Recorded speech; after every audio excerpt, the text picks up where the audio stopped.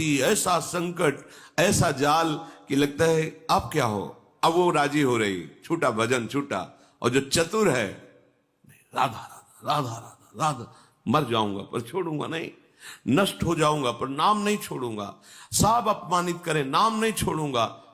अगर चूक हो गई, अब मैं वो क्या करूं जिससे मेरी प्रशंसा बच जाए, मेरा सम्मान बच जाए, मेरा परिवार बच जाए, मेरे पास पुनः सब सुख सामग्री आ जाए। भजन छूटा। ये बड़ी सूक्ष्म इसकी चाल है। तो आत्मानम विंदते येन सर्वभूत गुहाशयम, सबके हृदय रूपी गुफा में हमारा आराध्य देव शयन कर रहा है। भजन करने वालों को ऐसा अनुभव हो जाता है। द्व्याक्षरादाभि संधाय केचिच्छ लोक पदांकितई, बहुत महिमामयी बात कह रहे। सतैरन्नई सहस्त्रैश्च प्रत्ययो मोक्ष लक्षणम, कोई प्रभु के 2 अक्षर का नाम पकड़ ले, राम कृष्ण विष्णु शिव, इसमें जैसा लिखा राधा 2 अक्षरा, पराविद्या 2 अक्षरा, और निरंतर उसे रटे, मार्कंडेय जी कह रहे हैं, तो परमात्म तत्व का प्रेम और ज्ञान उसके हृदय में प्रकाशित हो जाएगा। सबसे उत्तम बात है नाम जप। जैसे प्रायः लोग जब सुनते हैं कि कोई संत हैं, उनके पास जाओ तो कामना की पूर्ति होती है, कई बार हम आप लोगों को बिल्कुल साफ करके बताते हैं, भगवान प्रणत कामदम है। प्रणत कामदम पद्मजार्चितम धरणि मंडलम ध्येयमापदी, जिन चरणों का ध्यान मात्र करने से समस्त कामनाओं की पूर्ति होती है, उन प्रभु के धाम में आ पाए। प्रभु के जनों के प्रति आपकी भगवत भाव श्रद्धा हुई, प्रभु का नाम यश सुना, इससे आपका काम बनता है। आप समझो, संतों के पास जो है मूलधन वो नाम है, भगवान की महिमा है। वो जब आप सुनते हैं, नाम जब करते हैं, उनके प्रति भाव रखते हैं, आपका मंगल होना प्रारंभ हो जाता है। यदि आप नाम नहीं जप कर रहे, सतमार्ग में नहीं चल रहे, तो आप लिख लेना, कहीं भी जाओ आपके हाथ में आखिरी में पराजय ही लिखी रहेगी, आपको परास्त होना पड़ेगा। अगर नाम है तो फिर कहीं जाओ या ना जाओ, विजय तुम्हारे हाथ में है, बस धैर्य पूर्वक। कल किसी ने कहा कि नाम जब तो कर रहा हूं पर इतनी विपत्ति आ गई कि अश्रद्धा हो गई नाम में, कि नाम जब कुछ नहीं कर पा रहा। हम उनकी बात करते हैं जिनके रोम रोम से नाम चलता है, उनको भी शारीरिक विपत्तियां आई है। ऐसे चरण रख देते थे तो वो भूमि बोलती थी विट्ठल विट्ठल विट्ठल, भूमि उनके ऊपर खौलता हुआ गर्म पानी फफोला ही फफोला शरीर पड़ गया। हा विट्ठल जल रहा हूं, ऐसा बोले से तुकाराम जी। तुम कितना जप करते होगे? क्या भगवान निर्दयी है? क्या वो क्षमा नहीं कर सकते थे? उनका विधान है। प्रहलाद जी के रोम रोम से हरि हरि, कितना ये बातें नहीं देखनी। नाशवान शरीर है, यहां सब परिवर्तनशील है। ये 2 अक्षर इसलिए पकड़े गए हैं कि अब हमें मां के गर्भ में न जाना पड़े और सब विपत्ति सहने की सामर्थ्य मिले, और अंत समय तक मुझे अपने प्यारे से मिलन हो जाए, प्रभु से मिलन हो जाए। ये बीच में जो आपको मिलता है, ये एक मिलना नहीं है, ये बिछुड़ना ही है। प्रतिपल हर वस्तु नष्ट हो रही, ध्यान से देख लो, रखी रहने दो उसे। आप देखो तुम्हारे योग्य नहीं रह जाएगी, या प्रयोग कर लो तो 6 घंटे में देखने योग्य नहीं रह जाएगी, विष्ठा बन जाएगी। 5 मिनट बाद बमन कर दो, घृणा पैदा हो जाएगी। सब नाशवान परिवर्तनशील है। इसको ऐसा ना सोचो कि नाम जप कर रहे हैं तो हमारा काम नहीं बना, विपत्ति हो गई तो अश्रद्धा कर। सिद्धांत को समझो, हजारों बार कहा है, जब आप नाम जब शुरू करोगे तो पहले वो मल का नाश करता है, अनर्थ निवृत्ति करता है, जो आगे आपको भयानक जन्म मरण रूपी कष्ट, भयानक विपत्तियां देने वाला, पहले उसको भस्म करेगा। अब ये शरीर तो बन गया है प्रारब्ध से, इसको तो समय समय पर जो दुख सुख का विधान है वो आएगा, नाम जब उसको सहने की सामर्थ्य देगा। अश्रद्धा की जरूरत क्या है? अश्रद्धा किए तो पूर्व संस्कार आपके आगे तक आपको सताते रहेंगे। मान लीजिए ये वो औषधि जो जड़ मूल से रोग का नाश करती है। नाम लेत भव सिंधु सुखाही, करहु विचार सुजन मन माही। सूख जाएगा, तैरने की नाव की भी जरूरत नहीं। नाम लेत भव सिंधु सुखाही, सब नष्ट हो जाएगा आपका दुख संकट। सत्य वस्तु को कोई स्वीकार करना नहीं चाहता।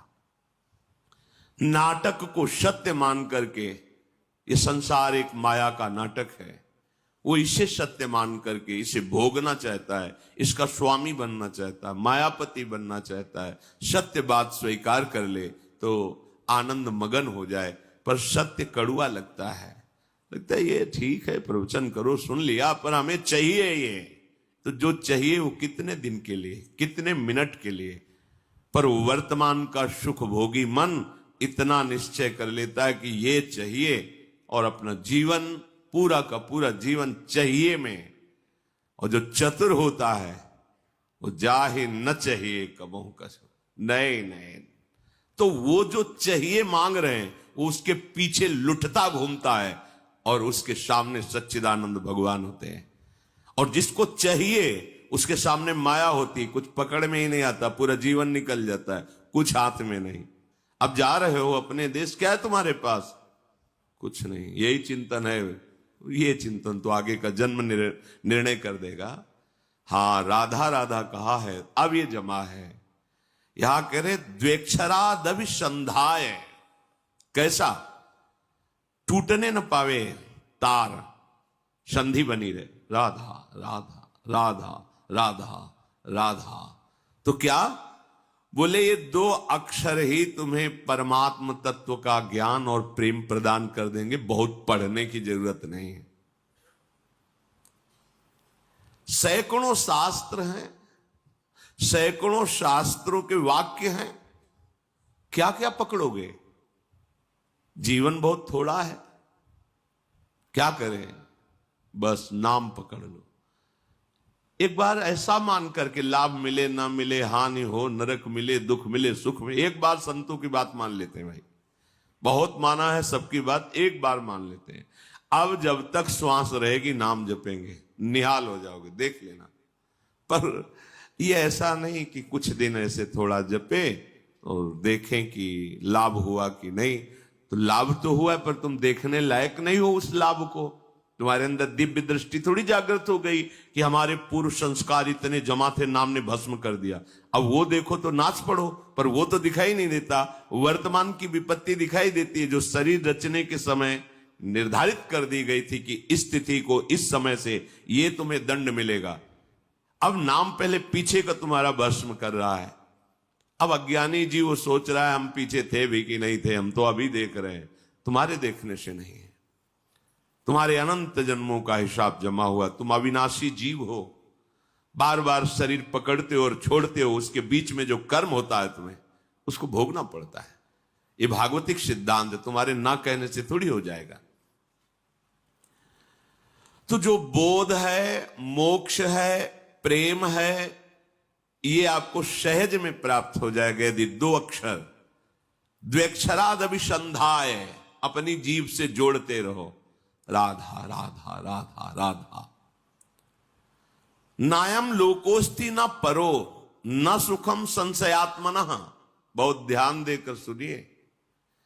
नायम लोकोस्ति न परो न सुखम संशयात्मनः।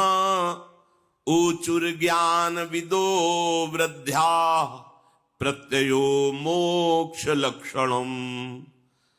जिसके मन में इस बात पर विश्वास न हो, संशय भरा रहे, तो वो सुन ले, ना उसे इस लोक में ना परलोक में उसे सुख की प्राप्ति नहीं हो सकती। हित ध्रुव जो विश्वास है तब ही सुधरे बात, ना तरु माया पंथ में फिरे जो टक्कर खात। ए नाम पकड़ लो, मान जाओ, हृदय की बात कहते हैं, ऐसा बचाता है, पूरे जीवन देखा है।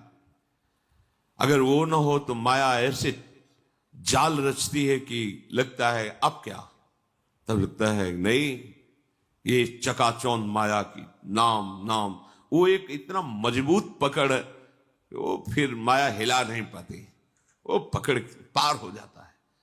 ऐसे ऐसे मगरमच्छ हैं इस माया में कि लील जाए पता भी न चले कि वो था भी कि नहीं था। बिल्कुल मान लीजिए, नायम लोकोस्ति न परो न सुखम संशयात्मना। इस लोक में परलोक में कहीं भी सुख नहीं मिलता जो संशयात्मा, और भगवान ने भी कहा संशयात्मा विनश्यति, जो संशय आत्मा है उसका नाश हो जाता है। नाश का मतलब पतन हो जाता है। ज्ञान मोक्ष तो बहुत दूरी की बात है, उसे शांति सुख भी प्राप्त नहीं होता।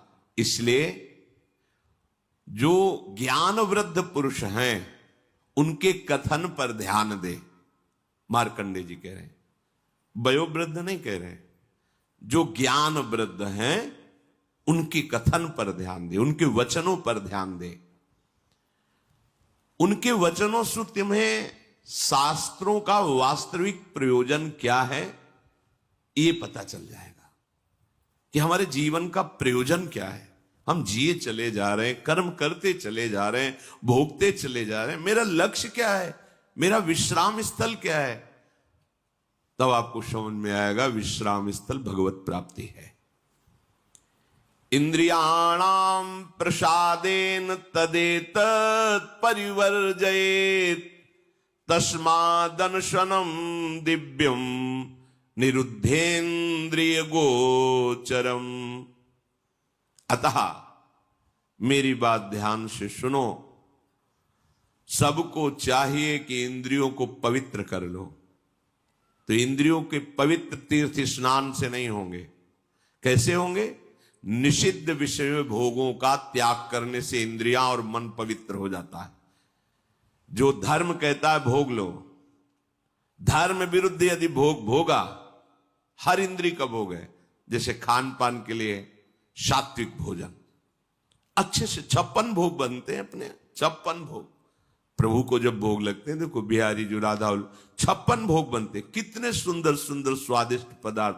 अब निषिद्ध भोग, प्याज लहसुन मांस मछली, ये सब गंदी चीजें जो तमोगुण पैदा करके राक्षसी वृत्ति का निमंत्रण दे दे। एक एक इंद्री का विषय हो।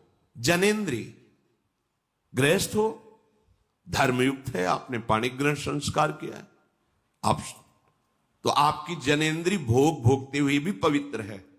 नेत्रेंद्री, अपनी बहन को कैसे देखते हो, अपनी मां को कैसे देखते हो, अपनी बेटी को कैसे देखते हो, ऐसे दूसरे की बहन दूसरे की बेटियों में जिससे पाणिक ग्रहण किया है वो पत्नी है। इसके अलावा शास्त्र का आदेश है, नेत्रेंद्री पवित्र तभी होगी जब आपका दर्शन सही होगा, तभी तो ये भगवत दर्शन करने के अधिकारी बनेंगे।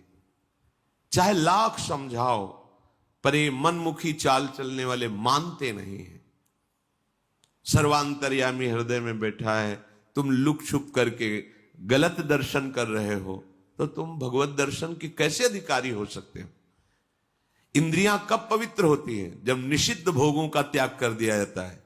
ये तीर्थ स्नान दान से पवित्र नहीं होती। शास्त्र सम्मत भोगों को भोगिए, निषिद्ध भोगों का त्याग कीजिए, तो मन सहित पांचों ज्ञान इंद्रियां पवित्र हो जाएंगी। शास्त्र सम्मत कर्म कीजिए तो पांचों कर्मेंद्रियां पवित्र हो जाएंगी। बचा क्या? आत्मा तो पवित्र है ही, वो कभी अपवित्र हो ही नहीं सकती। बात बन गई।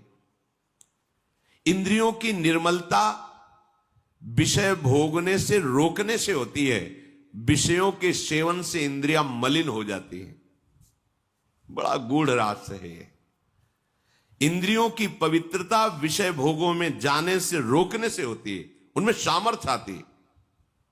आगे प्रसंग आता है, जब गांधारी जी ने सुना कि धृतराष्ट्र जी के साथ हमारा ब्याह हो रहा है और वो नेत्रहीन है, ब्याह तय हो गया, रेशम का कपड़ा लिया, कई परत लगाए, आजीवन के लिए आंख में बांध लिया। जब मेरा पति संसार को नहीं देख सकता तो मैं संसार को कैसे देखूंगी। नेत्रेंद्री की ढक लिया उसे। जब महाभारत का बड़ा भयानक युद्ध चल रहा था, तब गांधारी ने दुर्योधन से कहा कि आज तक हमने अपनी दृष्टि शक्ति को संचित किया है, तुम निर्वस्त्र होकर मेरे सामने आ जाओ, मैं पट्टी खोल दूंगी, एक बार देखूंगी, वज्र की भी ताकत नहीं कि तुम्हारे शरीर में खरोच पैदा कर सके, तुम्हारा वज्र के समान शरीर हो जाएगा। हो गया, एकांत में निर्वस्त्र होकर आ रहा था। भगवान बड़े लीला, जानते थे कि पतिव्रता है गांधारी और नेत्र आज तक बंद किए रहे तो दिव्य शक्ति जागृत हो गई, ऐसा ही हो जाएगा। जय भगवान को दिया, देखा तो ऐसे, ये बच्चे हो तो कहां जा रहे हो? वो मां ने कहा है कि ऐसे, ये तुम बच्चे हो, नंगे जाओगे? अरे मां ने कहा निर्वस्त्र तो ऊपर के कपड़े हटा दो, नीचे के कपड़े हटा दो, लेकिन मध्य में तो रखो ना। तो क्या हम कह रहे कपड़े हटाने की बात कही, पत्ते ही लगा लीजिए, इतना तो कर लीजिए। हाँ, आपने ठीक सलाह। जेवी गांधारी ने पट्टी खोली, सामने देखा, आज्ञा का पालन क्यों नहीं हुआ, निर्वस्त्र क्यों नहीं रहे? और क्या बोले कि श्री कृष्ण ने समझाया है, जा यहीं से तोड़ा जाएगा तेरा, यही तेरी मृत्यु का कारण बनेगा। बेटा तूने चूक कर दी, यहीं से तू कमजोर हो। वही मारा था, जहां मारते थे तो चिंगारियां उठती थी गदा की, कहीं कुछ भी नहीं हो रहा था दुर्योधन का, लेकिन वहीं तोड़ा। जंघा से ऐसे पत्ते बांध लिए थे, वहीं तोड़ा, वहीं से उसका एक नेत्र शक्ति को रोक लिया। तो कितनी बड़ी सामर्थ्य।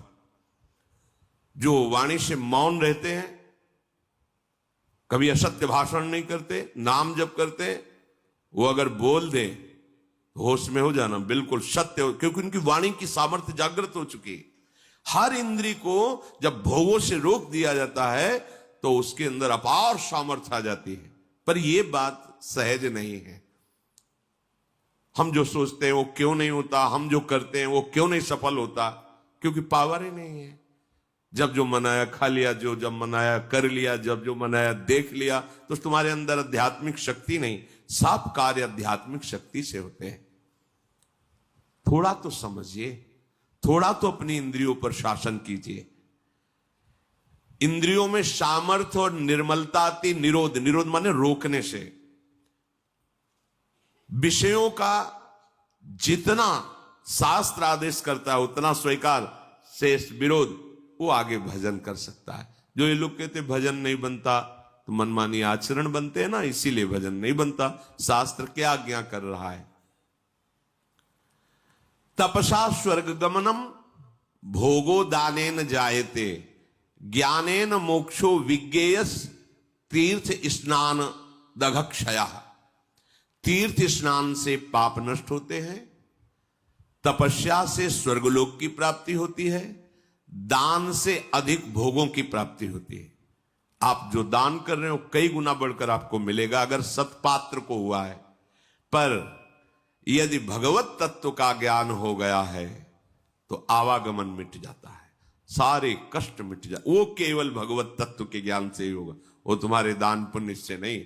वो सत्संग के द्वारा प्राप्त विवेक से भजन करते हुए जो भगवत तत्व का बोध होता है वो आवागमन चक्र को मिटा देता है। इस जन्म में मनुष्य जिन जिन पदार्थों का उत्तम पात्र को दान करता है, भावी जन्म में उसे वो पदार्थ बहुत मात्रा में प्राप्त होते हैं। श्री मार्कंडेय जी ने कहा, विज्ञानार्थम मनुष्याणाम मनः पूर्वम प्रवर्तते, तत्प्राप्य कामम भजते क्रोधम च द्विजशत्रम। इंद्रियों द्वारा जिस विषय का ज्ञान होता है, ये बहुत सुंदर पदार्थ, खा लिया जाए, ये बहुत सुंदर भोग है, भोग लिया, पहले इंद्रियां ज्ञान देती है, ये बहुत सुंदर, बहुत अच्छा है। अगर आप उस समय उनका विरोध नहीं कर रहे हैं तो फंसा लिए। चतुर उपासक वो जब वो आपके सामने भोगाकर्षण प्रकट करे उसी समय विवेक के द्वारा, बहुतों ने इसको भोगा सुखी हो जाते हैं ना, बहुत जन्म में तुमने भी भोगा सुखी हो जाते हैं ना, नहीं है ना, हम धर्म विरुद्ध आचरण नहीं कर सकते, अभी तक किया अब नहीं करें, ये शुरू कर दिया विरोध, अब वो जलाएगी। प्रमथन स्वभाव वाला मन, प्रमथन स्वभाव वाली इंद्रियां जलाएगी, उसको तुम सह जाओ, बस सहन नहीं कर पाते। हम बहुत कुछ सहन कर सकते हैं। देखो, अगर आपको जरा सा भी ऐसे अंगूठा दबाया जाए तो आपको कष्ट, आप कहोगे मैं नहीं सह, लेकिन हाथ टूट जाता है, सहते हो ना, पैर टूट जाता है, सहते हो, जीवित रहते हो ना, भारी से भारी ऑपरेशन बड़े से बड़ा हो आप सह जाते हो ना, क्योंकि आपके केवल सहने की स्वीकृति की जरूरत है। अपने स्वरूप को न कभी कष्ट हुआ न कभी होगा। देह में जितना भी कष्ट आता है वो आपकी स्वीकृति के कारण आपको भासता है। आप जितना देह को मैं माने हुए उतना ही कष्ट होता है। तो अंतःकरण में जो ये इंद्रियां जलन का, ये तो आप सहज में सह सकते हो, आप बड़े वीर हो, बड़े बड़े कष्टों को सहते हो। देखो